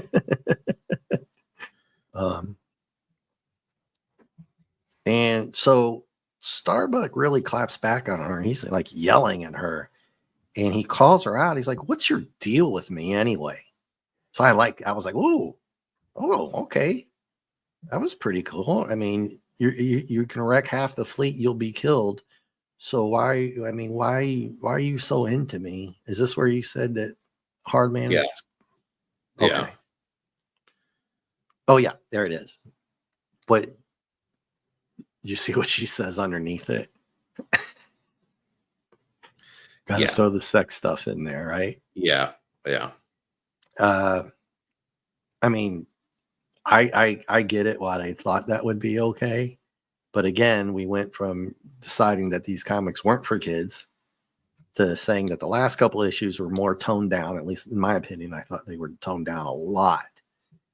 Then now we're back to the sex and the frying part. The frying part on this one wasn't bad. Not like that one who just wanted to like torture people. Right. That was bad. But that zombies make such lousy lovers. I don't know. Not for a 10-year-old, right? But anyway, it's for us now. Exactly. So the guard gets ordered off the ship so then they can have a relationship argument. With well, the guard wants to fry him, of course, right? Yeah. I thought, and Starbuck takes a shot at him with a smart aleck. What do you know? It talks. I thought maybe they would get into a fist fight. So we're not getting any fist fight here. You know what I mean? I was like, where's the fist fights? They're leading up to all these fist fights, so we don't get any. Starbuck really rips into him, calls him a motor mouth, all kinds of stuff, pulls rank on him, which wouldn't matter at this point. Right. I don't think anybody gives a damn that he's got a general badge that he won in a poker game. Yeah. Right. Especially these two. They don't give two fracks about his rank. And what did you think? All right. What did you think about this little weird thing with Apollo here and her? I can tell you what it looks like she does to him. Oh, does she like release him from her mind control? Yeah. She releases him from the mind control because while they're arguing back and forth, her and Starbuck, you can see clearly here that he was strapped to the chair if you missed it earlier, but you would have seen that when she first put him in mind control. But she walks up to him and grabs his neck. I thought it looked like she was gonna kill him. When I scanned down to it, I was like, what? Oh, ooh, wow. That would have not been cool, right? And you're like, no, that didn't happen. It wasn't going to happen. But when you see it before you read it, you don't know because it says, oh, forgive me. I completely forgot about you. And then that's better. And then she could have turned around and said, see, Starbuck, I'm not fracking around. You're coming back with me. And then all out war with Adama. And of course, that's the dark side of me reading this comic, everyone. But for a milliparsec, that's what it looked like, right? Yeah. Okay. And this was before I drank coffee. So then in below that, basically, Apollo sets the stage for the rest of the comic here, saying she's got to kill you or they'll kill her. It's the only way she can regain face. She lost when you escaped. Yeah. So now you two mafia type duel. Stuff now you have to duel because that's the scavenger way, because only one of you can win. Yeah. Or they could just kill Grund and then tell everybody. Yeah. Or she can go back and tell him, I beat the crap out. I killed him. Yeah, we got into a fight. Grund didn't make it. But anyway. So anyway, they put on suits. They go out onto the hall. which is we finally get a scrap. We finally get our fist fight. Yes. But it's between Starbuck and her. Anyway, sorry. I thought it was crazy, but yeah. I get what they're doing. So they have to hold on to this rope? Yeah, classic. That's a classic old like school gladiator thing, right? Classic gladiator, and it fits perfectly with the scavenger world people, just like you said. Give credit to yourself again, of how brutal and old school get down type of thing, right? Mm-hmm. So yeah, I like that. I was like, oh, okay. So he's gonna fight her, but this is old school with hammers, like space hammers. Yep. And forgive me if I'm wrong, but I think Old West, they might have pulled this from some old gladiator stuff, and I think even American Indian. I thought maybe in some old Westerns we've seen this before. I thought like Butch Cassidy and Sundance Kid, they were gonna do a knife fight, but Sundance kicks the guy in the cojones or something. But right before the fight starts, they didn't even get the hands tied up, stuff like that. Right. Apollo's really hamming it up here. We get a good face shot of him. And what did you think was going to happen before you read on? Oh, I knew Starbuck was going to win. All right. Well, yeah, I mean, because he always wins, right? Yeah. You figure he's always going to win, but you just don't know how, right? So it's interesting because I've been jonesing for a good fist fight this whole issue, right? And I was getting kind of irritated that they didn't get it, because you caught on to that, as you always do, because you're so smart with these things. I mean, you catch on to it. No, I'm serious, because like the Athena joke, right? Mm-hmm. And I was like, yeah, keep going. I wanted to see a good fight. I thought that's what she was going to do on the shuttle, and she did really, but he was tied to the damn chair. Yeah, and so I was like, oh man.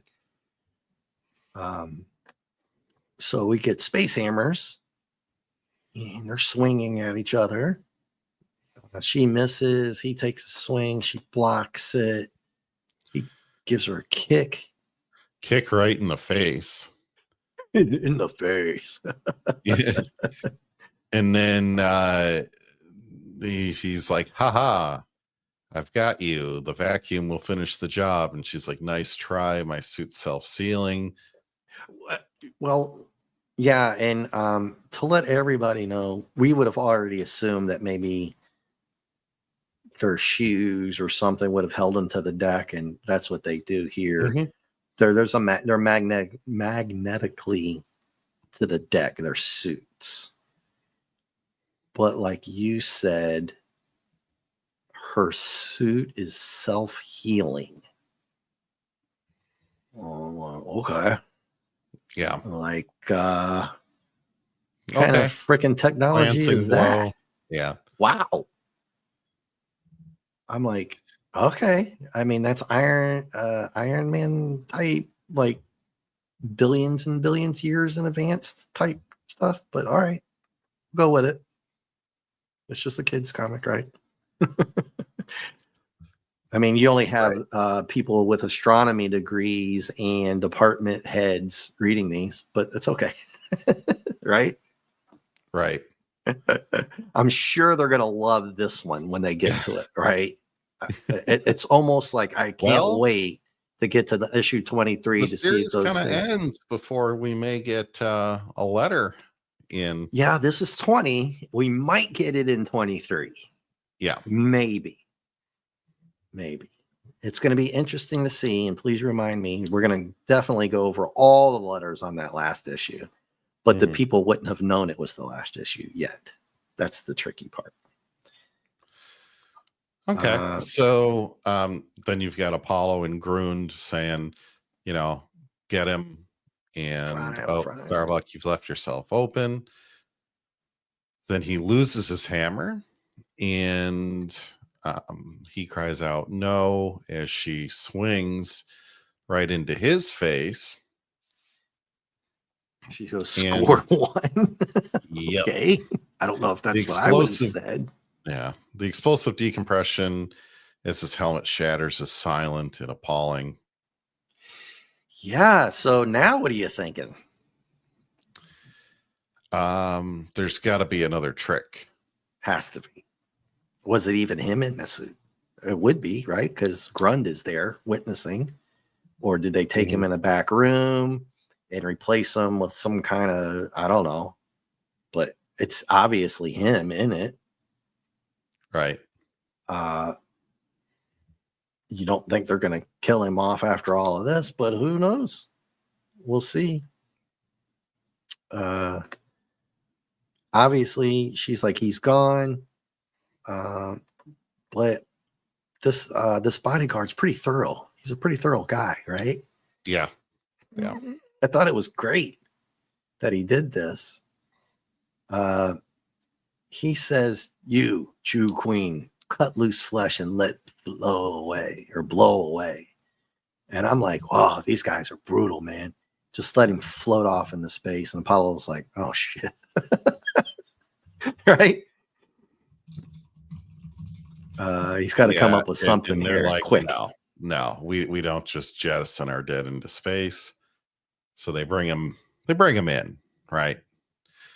Yeah, and Phantom, she had a lot of anger in that hammer swing. Oh yeah, she, yeah, that's actually a good point there, JT. You would think that an outside spacesuit like that probably wouldn't, just from a hammer swing, not like a piece of comet flying through space at 1 billion miles. It was quite space the hammer swing. Yeah. And it's not a regular type hammer either, right? Mm-hmm. A regular space helmet could take. I'm pretty sure NASA has one that can take a hammer swing, but not those hammers. Right. Those are space hammers. But Apollo, I'm sorry. So this is very important. This is very important. Mm-hmm. Yeah, I'm sorry. So they're going to bring him home, and she says, "There's something I still need to do too." You're like, okay. Now, what movie later on does this remind you of? This kind of reminded me because it's one of my favorite top 5 science fiction movies, at least. It's Buck Rogers, the whole Buck Rogers thing in the gas chamber, and you're like, oh my god, how's he going to get out of it? He's laying in the thing, right? Sorry, I didn't mean to cut you off. I just wanted to get that no. Buck Rogers thing in there. Sure. So, he's frozen. Probably a little bit more ice than what you'd actually get if you were just frozen in space. But hey, yeah, they're illustrating that. So they cut the two loose.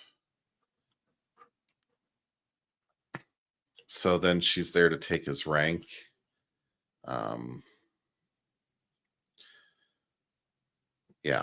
Then sleep well. I mean, it's kind of anticlimactic. Yeah, very anticlimactic. But one of the important parts is the bodyguard, right? Mm-hmm. He's, like you said, he's very thorough, this dude. So not only, he could have just said, okay, go get the body. Queen, I wait for you in shuttle. Nope. He wants to see the body now. Dead for sure. You forgive us doubts, my queen. So he's really on point, this bodyguard. Right. Yeah, like you said, it's very anticlimactic, but then it gets a little bit weird between Apollo and her. Like, hey, you want to be my general? I was like, what? No, thanks. What the hell is going on here? Go ahead, man. I'm sorry. It's just killing me, dude. Yeah. She's like, I could force you to come with me. Yeah. Wow. I could force you to be my, you know what? Mm-hmm. Yeah, definitely not writing that these days, right? Well, the last couple of years anyway. Yeah, everybody, JT's got this. She's straight up hitting on Apollo. 2 seconds later. 2 seconds later, and knowing what's getting ready to happen anyway, right? Yep. If you read the comic before tonight, you would know this makes it even worse because she's right, like JT said, I could force you to come with me now. She's not meaning that. She's doing that very lovingly. But I like what he says here to her too. Do you remember the crack that she said about zombies make lousy lovers? Mm-hmm. He brings it back up, meaning that's a deeper meaning when he says it, because he's telling her, if you made me go back there, I wouldn't be anything but a zombie. I'd be dead to you, basically, right? Right. That's deep. So I like the throwback, whether they planned that or not. I think they probably did. If they did, that's excellent, right? Even if they didn't, they thought of it here. That's great writing, as far as I'm concerned, with the comic. Mm-hmm. And she still doesn't give up. Well, want to come anyway? Yeah. Yeah. I'm like you, JT. I was like, what's up with this lady, man? I mean, good Lord. So she's so desperate for human companionship, a man, right? Or whatever at this point. Yeah. Good thing, I was half expecting Sapphire to run through there, and then, there you go. But this was written in 1980. So that wasn't going to happen, right? Mm-hmm. Maybe right. nowadays, but I also had this weird feeling that she was going to offer to Grund, here, you're in charge, I'm staying, just to see what would happen with Grund, right? And he probably would have said, all right, see it, I'm in charge now. You know how the Scavenge World people are. You'd probably take that and go. But it didn't go that route. Did you have any kind of feeling that she would try to stay? No. Just for a little bit, I thought she might say something like, well, I could stay, but anyway. No, I didn't. I knew she was leaving. All right. Well, she got dejected by Starbuck. Then she gets dejected and rejected by Starbuck, then rejected by Apollo. I guess she's kind of calmed down now all of a sudden, right? That fiery temper. She's like, all right, heck with it. I'll leave. And then they take off, and then Here you go. 5 seconds later. Okay. And so that was obviously a trick, a disguise that he had, I guess, covering him up with some kind of protective film. Yep. That made him look frozen, but he wasn't. So they weren't too sharp, were they? Yeah. So it's a thermal plast shield. Yeah. Very well thought out, I guess, right? I mean, very creative. I don't know how he had time to put all that on. Well, I think they talk about when he was what did they do? I know he talks about what I brought up about him floating off, that Apollo had to quickly save him. He brings that up. And he does say it only lasts for a minute or two. So if you hadn't have done that, I would have been dead anyway out there, because I would have been floating in space without a helmet.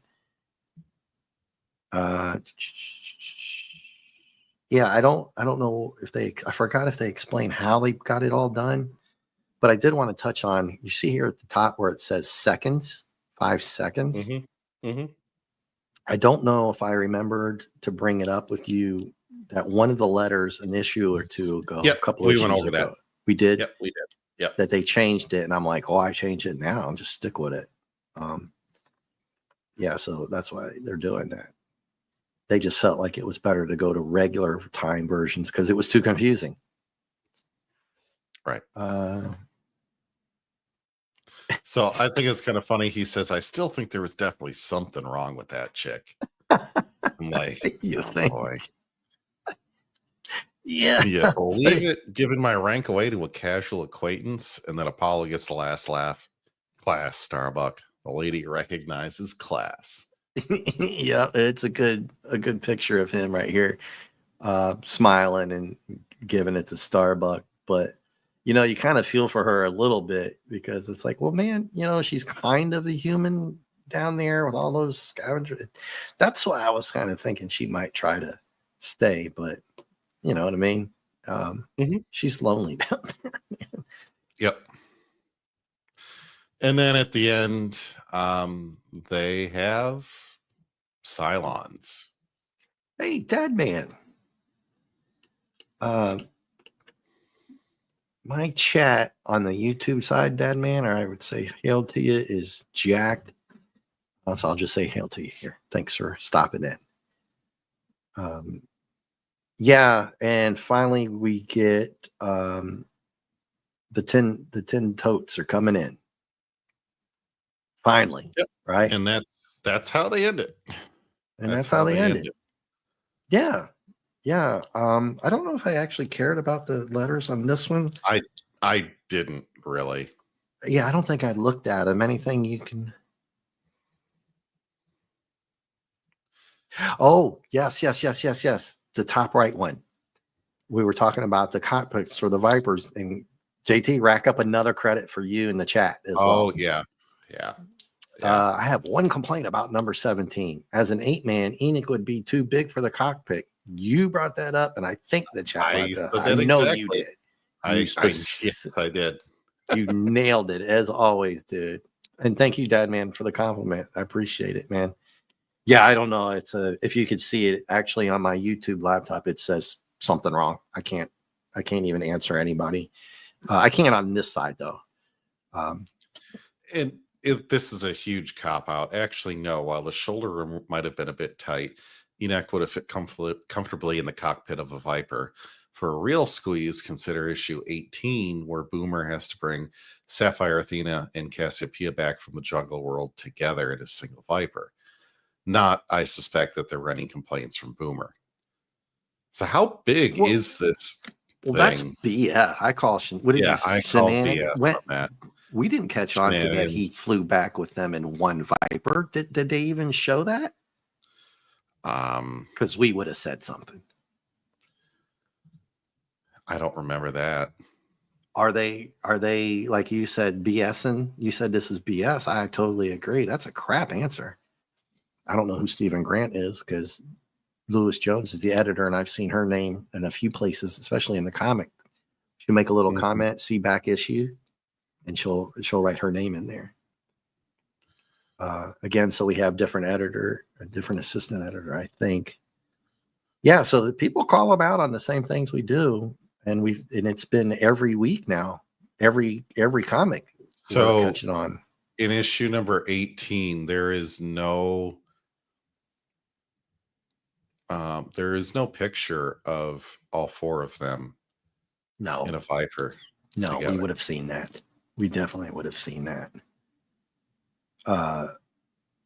And was there another one? Some people were giving compliments. I think I wanted to say something. There were some complimentary letters and stuff here. And I noticed a lot of people were talking about Battlestar 1980 in their letters. I didn't really read them. I just see it glancing through and stuff like that. And I didn't get the comic book ads. I know you and I are going to have to do this. Right. We're going to do a good stream on comic book ads sooner or later, probably after Thanksgiving, because we're still doing this. Right. And maybe, we'll definitely set that up. I might even do a small little thing on there about comic book ads, but you and I and whoever might pop in, maybe Nick or somebody, and get somebody to come on. Sure. Dad Man, maybe you want to come on because might have bought stuff like that. And all right, man. What did you think about these? Like the weight gain pills that we saw. Well, I have noticed I can't find, and if anybody can find it in the chat, the switchblade knife, which is a cone. Sorry, when I had here, but I don't think now. I bought it from the comic. I bought other stuff from the comic, books, but my friends did too. I think I might have just bought that somewhere. I thought I saw it in a comic book ad. They probably didn't want to have anything like a knife type of thing, even though it was a comb. Right. But if it was, if anybody can find that, I'd love to point that out. I can't remember now. I know I had one. Don't remember where I got it. So what do you think about 19 and 20 here? Yeah, so I liked them both. I like 19 a little bit more than 20. 20 had too much talking in it. 19 had far less dialogue than what we've been accustomed to, which actually helped it out and had some levity. And I liked the style of bringing Starbuck's story into kind of that narrator, discussion form that they did for several pages. I would give 19 an A and 20 an A minus.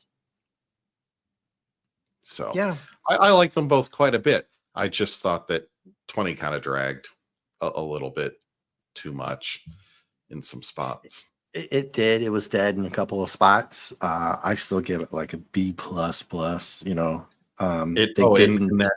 transition too. Sorry, I didn't mean to cut you off. That transition between the two stories was too much. Yeah, and they didn't. No cliffhanger other than the Cylons showing up, but they didn't show them coming in. Ain't no action there at the end, but they didn't touch back on the fact. I guess it's a cliffhanger for the parts of the old plane that Adama didn't have anything to say at the end of this here, leading into the next comic, trying to find Earth. I mean, we always know that they're doing it anyway, so that's okay. 19 had some good humor. I like the jokes. The card game alien was funny. That was so good. Who dealt this mess? Yes. Yeah. You could tell that the writers planned it way ahead. They had plot lines that were doubling back like good comedians do in their jokes, right? If they're excellent comedians, they'll set up audiences with jokes that they might tell another 20 minutes later, depending on the set, right? Right. And when you have writing the comic books, it's just smart people thinking ahead, or at least planning it and then adding in stuff later, even if they didn't think of it ahead. Yeah, the art was a lot better in most of the places for 19, right? The art was same, good, bad, couple good shots, but You're a Lie was great. Apollo at the end there had that good smiley face. So yeah, an A plus or 19, B plus for 20. I did like the action at the end. They did come up with a pretty good thing with, they didn't show you how they pulled that off, but they, getting his head smashed and he survived, but Apollo had to actually save him. That was so important that Apollo thought of that, that last second. And Starbuck brought it up in case the reader didn't think of it. And that's why I like the writing. And I don't know quite why I'm giving it a B on 20. It just wasn't as good as 19. Right. Right. B plus. You know how I am with grades, but when it's an A, I give it an A. 19 was an A. I didn't like the squiggly thing on the art. Every issue they come up with really, really good stuff, but nothing anywhere that knocks any of these down to sea level, anything like that. So they so much better than some of the other ones that we've had, where they had something really, really good and something just so fracking ridiculous, right? Yeah. Overall, I think we got away with probably the overall two best issues we've had to date out after the first three. For a long, long time. I think we had one since after the first three, one or two. Right. That were worth A's. Right. Yeah. So not bad overall. Not bad overall. Let's get a quick couple comments that I can pull up because I can't do it while I'm scrolling. Starbuck died freezing because the redhead and no room on the door. Nice. I think I missed a dad man comment somewhere. And a Buddy way back. Oh, okay. Yeah. And I think Buddy way back somewhere. Starbuck is like that old lady in Titanic, a liar and a little bit of a tramp. Yeah. Well, I mean, that's probably why Lorelai liked him, because when she finally gave up on Starbuck, it was like, who's that guy? It's straight to Apollo. Mm-hmm. I mean, it was like, I think maybe that's why I gave it B. They better be careful here before I start nitpicking too, because that was kind of crazy, right? I mean, it wasn't bad. It was characteristic. I thought it was characteristic of her character. Yeah. So I'm not nitpicking on it. I mean, it was good. I mean, her character, like you said, would have been, once she gives up, she's not going to harp on it, right? She's moving on. Right. She's got that personality. It just led up to the fact that she has a hard time letting things go. Right. But to give her credit, she did. I mean, she just jumped right onto Apollo. And some of the comments were kind of deep. They were bad at first, but it might have been a setup, the one with Apollo, the zombie comments, right? Zombie lovers seem so bad at a place, and then they suckered me in on that, right? When Apollo told him I would just be a zombie lover to you, he didn't say to you, but we all know that that's what he meant. That was deep. I like that. That's probably why it gets a B+. Oh, hey, Gap After Dark. Hey, El Gap. Hey, Gap. I can only type on this computer off of the StreamYard. My YouTube is jacked. I've refreshed it twice, and I don't know what's going on. Better late than never. Let's see what we got. Caught up in the slice on Tubi. Oh, Tubi's been crushing it with all kinds of new stuff, especially some DC comics. But if you had Max, you probably watched them already, or you probably already have them. Most of the people. But Tubi's been adding all kinds of stuff. I know there was any comments that you saw, JT, to get you out of here. I know you're very tired, and we kept it pretty short tonight. I think we got it. I think we got it, boss. If Starbuck just kidnapped her when he left and he kept his word to stay with her, and the pirates would respect him kidnapping and plundering her, also other stuff. Yeah, that's a good take. Yeah, that's a good take. Well, we always used to say, JT, once they got out of the third issue, the universe is whatever you want it to make it, right? And it's just up to you guys to make a good comic, and you can go a billion different ways, right? Right. And everybody, JT's been up for quite a while, and he's a super trooper warrior. So JT, plug your stuff so we can get you out of here. All right. Yeah. Sorry about that, folks. No, we've been 2 hours, man. Yeah. Friday, I'll be hanging out probably with at least Dead Man, maybe, possibly. And let me cut you off because I can't even do it if I wanted to. I can do it here. Can you know how to quickly plug Dadman? Can you put in Dadman's channel and whoever else you want? Yeah. Or I can pull it up and then pull it down. Or if you want me to do it I can do it. But yeah, I'll be hanging out with Dadman probably Friday. Nothing concrete on that yet, but you never know. There could always be some kind of surprise coming our way there. And then I will be hanging out with Mark D with a C Friday night for Late Night Fortnite. Yay, I might be there. I'll probably see you there too. And I'm pretty sure I'll see some of the familiar faces there as well. And then Saturday, I'll be on with the great Admiral Teague for some Star Trek on a Saturday night. So looking forward to seeing you there for that. And I think those are the next 3 things that I'll be doing. So, yeah. Be a good time. I think I got this correctly. I copied and pasted Mark's address. Oh, you got it too? Did you get Dadman? Yep, I did. And Admiral T. And I think putting Admiral Teague in right now. If I'm not mistaken, did Gap and Phantom have channels now too? Gap, you have a channel, Gap After Dark. Who was it last week that I said I never knew you had it? You got to tell me. And you guys are always welcome to plug your channels on my channel. You can do that whenever you want. So Dadman knows as well.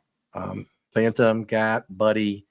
If you guys got stuff you want to plug, if it's anything other than a channel, let me know. Ask first. But I don't really care about those kind of things too much. You know what I mean? I'm not harping on that. You know, you guys are awesome coming here every week too. And hilarious. Some of the funniest chats I've seen in a long time. Oh yes. Always a great time to chat.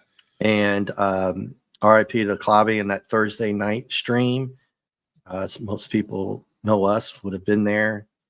The chat there was so amazing that Thursday night and Saturday Star Trek too. Sometimes I would just lurk on that one. Right. But Thursday nights, I looked forward to that, man.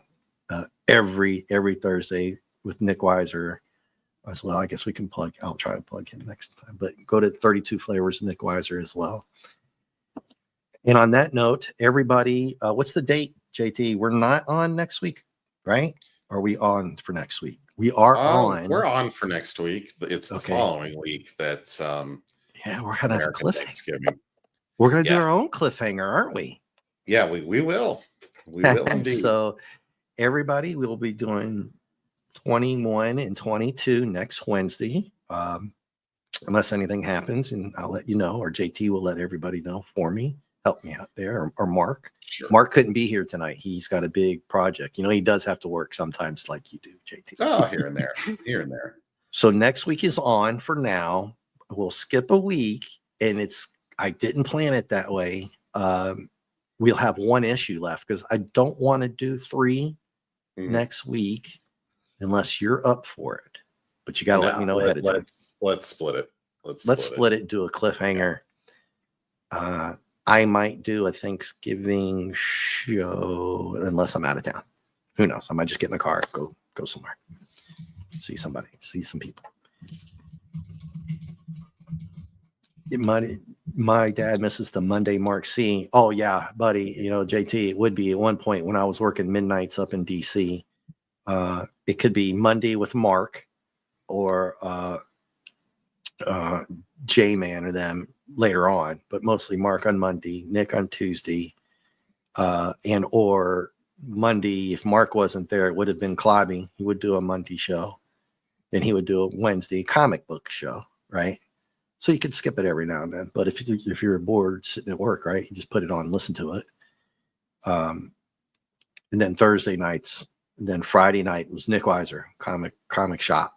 Well, back then it was Friday night comics. Saturday was Star Trek, and then Sunday back with Mark. Right. So I literally would be with Mark 3 or 4 days a week, and Klobby 3 or 4 days a week, and Nick Weiser 3 or 4 days a week. Oh yeah. Oh yeah. I remember one time that I went 3 weeks. Well, five of the nights because I was on night shift, right? So that was easy. And then wind up Saturday to Sunday if I didn't go out with my friends every day on YouTube, and just lurking for years and having a blast doing it too.